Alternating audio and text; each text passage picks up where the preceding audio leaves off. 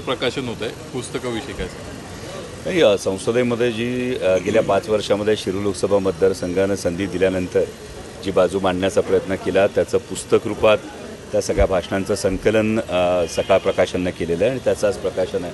त्यामुळे ही खरोखर एक आनंदाची गोष्ट आहे की आपल्या मायबाप मतदारांनी ही संधी दिल्यानंतर जे काही संसदेमध्ये काम केलं ते खरं तर दृकश्राव्य रूपात लोकांसमोर येतच, पण ते पुस्तक रूपाने येतं. यासाठी सकाळ प्रकाशनचं मनापासून आभार मानतो. पुस्तकात काही नवीन गौप्यस्फोट किंवा काही वाचायला मिळेल? नंतरच्या मुलाखतीत नक्कीच गौप्यस्फोट तुम्हाला अनेक ऐकायला मिळतील आणि पुस्तकामध्ये जे आत्तापर्यंत मांडलेलं आहे तेच पुस्तक रूपानं समोर येतं. एक गोष्ट मांडलेली आहे का तुम्ही काय अडवांना तिकीट देणार होता पक्ष सोडण्याच्या वेळी, कधी काय खासदारकीच्या बाबतीतला होता तो देखील गौप्यस्फोट या पुस्तकात लिहिला असं सांगितलं. तो या नाही आहे, तो पुढच्या पुस्तकात असेल.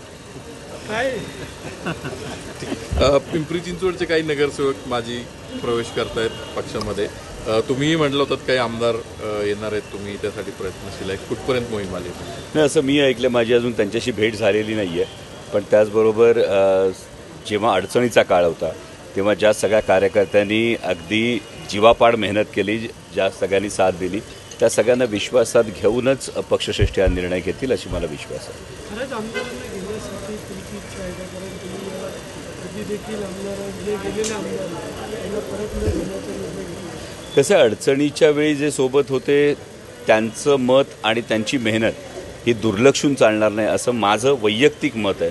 आता पक्षश्रेष्ठी जो त्याविषयी निर्णय घेतील तो आम्हाला सगळ्यांनाच मान्य असेल, परंतु संकटाच्या काळात ज्या सगळ्यांनी ही मेहनत केली आणि आज जर आपण निकाल पाहत असू तर 10 पैकी 8 खासदार हे राष्ट्रवादी काँग्रेस पक्ष शरदचंद्र पवार या पक्षाचे निवडून आलेत आणि त्यामुळे या सगळ्या मेहनत घेतलेल्या कार्यकर्त्यांच्या विचारांनीच पुढे निर्णय घेऊ.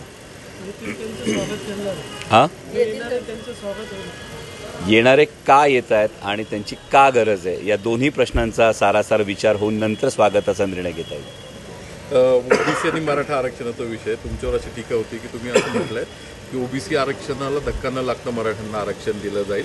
त्यावर आक्षेप घेतला जातो कारण जरांगे पाटील कुणबीमधनं आरक्षण मागतायत. ही त्यांची मागणी आहे, परंतु याचबरोबर समाज सगळ्याच घटकांचा बनलेला आणि या सगळ्या घटकांच्या आशा आकांक्षा ज्या आहेत याचा विचार होणं सुद्धा तितकंच गरजेचं आहे. आणि यासाठीच जी संसदेमध्ये सुद्धा मी जातीनिहाय जनगणनेची मागणी केली.